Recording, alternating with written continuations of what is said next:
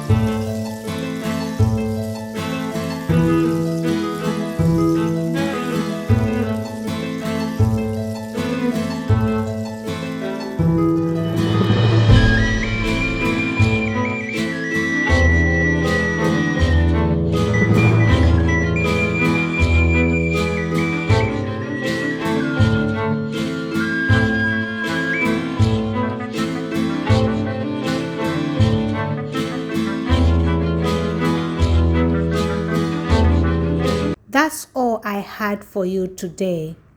I trust you have learned a thing or so. So, are you going to try it in your next project? Let me know in the comments section. Thank you for watching. Please don't forget to like, share, comment, and also subscribe to my channel for more hand sewing tutorials. I will see you in the next one. Bye.